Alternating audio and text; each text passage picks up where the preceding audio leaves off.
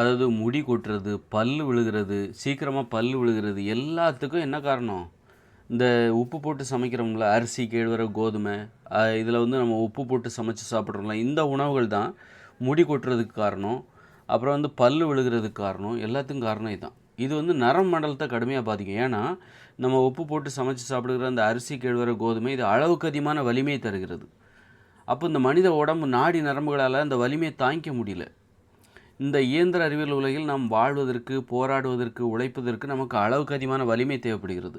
அந்த வலிமையை நாம் எங்கேருந்து பெறுகிறோம் அப்படின்னா, அதற்கான ஊக்க மருந்து தான் இந்த அரிசி, கேழ்வரகு, கோதுமை இதெல்லாம் உப்பு போட்டு சமைச்சு சாப்பிட்றோம்ல, இது உணவு கிடையாது, ஊக்க மருந்து. இந்த இயந்திர அறிவியல் உலகில் வாழ்வதற்கு நமக்கு அளவுக்கு அதிகமான வலிமை தேவைப்படுகிறது.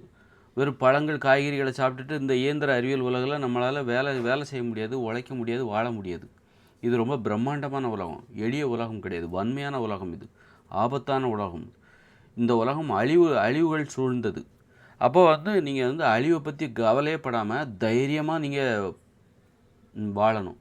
தைரியமாக ரோட்டில் போகிறதுக்கே உங்களுக்கு பயங்கர தைரியம் வேணும். வாகனங்களை ஓட்டணும், விபத்து ஏற்படலாம், அதை பற்றிலாம் கவலையப்படாமல் நீங்கள் தைரியமாக போகணுன்னா உங்களுக்கு அளவுக்கு அதிகமான ஒரு அழிவை எதிர்கொள்கிற ஒரு தைரியம், அசட்டு தைரியம்னு சொல்லுவாங்களே, வந்தால் பார்த்துக்கலாம்டா அப்போ அப்படிங்கிற மாதிரியான ஒரு தைரியம் வரணுன்னா அது உங்களுக்கு எங்கேருந்து? அதற்கான ஊக்க மருந்து ஒன்று இருக்குது.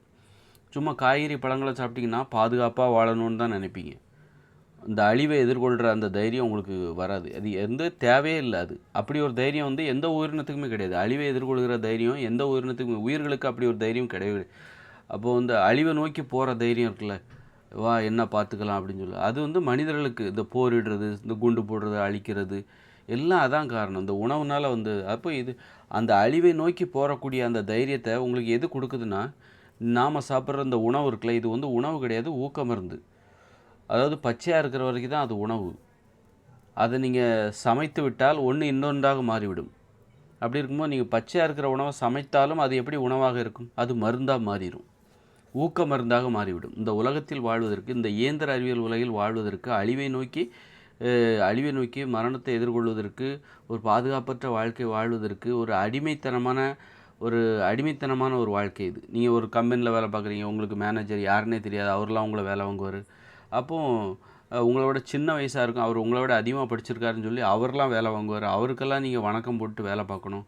அப்போ இந்த மாதிரி அவமானங்களை எதிர்கொள்வதற்கு இவங்களுக்கு வந்து நீங்கள் ஒரு உணர்ச்சி, ஒரு மருந்து தேவை. அதான் அந்த ஊக்க மருந்து. நம்ம சாப்பிட்ற இட்லி, பூரி, பொங்கல், தோசை இதெல்லாம் வந்து இந்த மாதிரி அவமானங்களை எதிர்கொள்வதற்கு, அடிமைத்தனத்தை எதிர்கொள்வதற்கு, அடிமைத்தனத்தை ஏற்றுக்கொள்வதற்கு, பிறரை அடிமைப்படுத்துவதற்கு, அப்புறம் வந்து அழிவுகளை எதிர்கொள்வதற்கு, ஆபத்துகளை எதிர்கொள்வதற்கு, மான மரியாதையெல்லாம் முக்கியத்துவம் இல்லை அப்படின்ட்டு மான மரியாதைக்கு முக்கியத்துவம் கொடுக்காமல் வாழ்வதற்கு, இதற்கெல்லாம் ஒரு ஒரு மனநிலை தேவைப்படுகிறது. அந்த மனநிலையை கொடுக்கக்கூடிய உணவு தான் இந்த ஊக்க மருந்து. இட்லி, பூரி, பொங்கல், தோசை இதெல்லாம் சாப்பிட்டிங்கன்னா உங்களுக்கு வந்து அடிமைத்தனத்தை ஏற்றுக்குப்பீங்க, அழிவை எதிர்கொள்வீங்க, பயப்படவே மாட்டீங்க, அளவுக்கு அதிகமான வலிமை வரும், அளவுக்கு அதிகமான தைரியம் வரும்.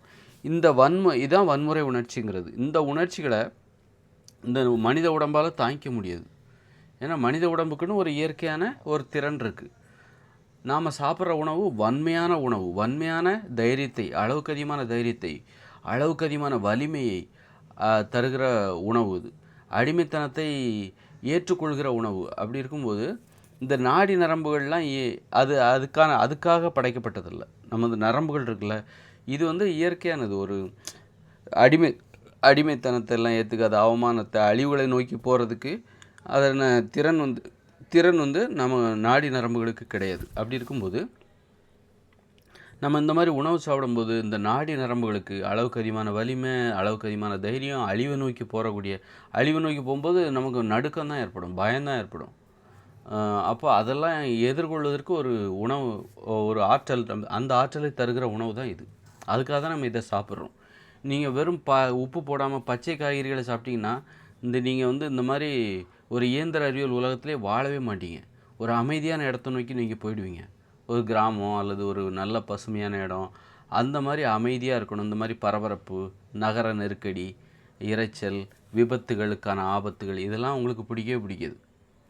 அப்போ இப்படித்தான் வாழ்ந்தாகணும், இப்படி வாழ்ந்தால் தான் இந்த பூமியில் வாழ முடியும். அப்படி இருக்கும்போது நம்ம அதற்கு ஒரு மனநிலை, அப்புறம் அதை தருகிற ஒரு உணவு தேவைப்படுது. அதுதான் இந்த உப்பு போட்டு சமைச்சு சாப்பிடுகிற. அதனால தான் இந்த மக்கள் வந்து இதை சாப்பிட்றாங்க. அதனால் இந்த உணவு சாப்பிடுவதால் உடம்புல ஏற்படக்கூடிய அளவுக்கு அதிகமான வலிமை, இதெல்லாம் இந்த நாடி நரம்புகள் தாங்கிக்க முடியாதனால நாடி நரம்புகள் தளர்ந்து போய்விடுகிறது. நரம்பு மண்டலம் பாதிக்கப்படுகிறது. அதனால தான் முடி கொட்டுது. அதனால தான் பற்கள் சீக்கிரம் விழுந்துருது. பற்கள் ஆட ஆரம்பிச்சு 60 வயசில் பற்கள் ஆட ஆரம்பிச்சிருது. அதனால் நீங்கள் பற்களை பாதுகாத்துக்கணும். முடி விழுகக்கூடாதுன்னா இந்த சோறு சாப்பிட்றது நிறுத்திடுங்க. சோறு, அப்புறம் வந்து பூரி, பொங்கல், தோசை இதெல்லாம் நிறுத்திட்டிங்கன்னா, பிரியாணி இதெல்லாம் நிறுத்திட்டிங்க, மாமிசம், மீன், முட்டை, தயிர், மோர், பால், வெண்ணெய், நெய் இதெல்லாம் நிறுத்திட்டிங்கன்னா, காய்கறிகள் சாப்பிடுங்க. காய்கறி பொரியல் கூட சாப்பிடுங்க. உப்பு அது வந்து ஒரு முடி கொட்டுறதை தடுத்து நிறுத்திடும். அதுபோல் பல் விழுகிறதையும் தடுத்து நிறுத்திடும். உங்களுக்கு பற்கள் ரொம்ப நாளைக்கு இருக்கும். அதை நீங்கள் உணர்வீங்க. பற்கள் உறுதியாகிறத உணர்வீங்க. ஒருவேளை உங்கள் பல் பலவீனமாக இருக்கா, பற்கள் சார்ந்த பிரச்சனை இருக்கா, நான் சொல்கிற உணவுகளை தவிர்த்துருங்க. முடி கொட்டிக்கிட்டு இருக்கா, உடனே நிறுத்திடலாம். நீங்கள் வந்து என்ன பண்ணணும், அரிசி, கேழ்வரகு, கோதுமை, மாமிசம், மீன், முட்டை, தயிர், மோர், பால், வெண்ணெய், நெய், தேன் இந்த உணவுகளை முற்றிலும் தவிர்த்து விடுங்கள். உப்புகளை ரொம்ப குறைச்சிருங்க. காய்கறி பொரியல்லாம் சாப்பிட்லாம், உப்பு போட்டுக்குங்க, ஆனால் உப்பு கம்மியாக போட்டுக்குங்க. பழங்கள்லாம் நிறைய சாப்பிடுங்க, பச்சை உணவுகள்லாம் நிறைய சாப்பிடுங்க. ஆனால் அரிசி, கேழ்வரகு, கோதுமை இதெல்லாம் தவிர்த்துருங்க. மாமிசம், மீன், முட்டை இதெல்லாம் தவிர்த்துருங்க. தவிர்த்துட்டிங்கன்னா உங்களுக்கு முடி கொட்டுறது நிற்கும். பற்கள் உறுதியாக இருப்பதை நீங்கள் உணர முடியும் உங்களால். இல்லைன்னா நீங்கள் இந்த சோறு, பிரியாணி, இட்லி தான் சாப்பிட்டுட்ருக்கீங்க, பரோட்டா தான் சாப்பிட்டுட்ருக்கீங்கன்னா உங்கள் பற்கள் பலவீனமாவதை நீங்கள் உணரலாம். முடி கொட்டுறதையும் நீங்கள் பார்க்கலாம்.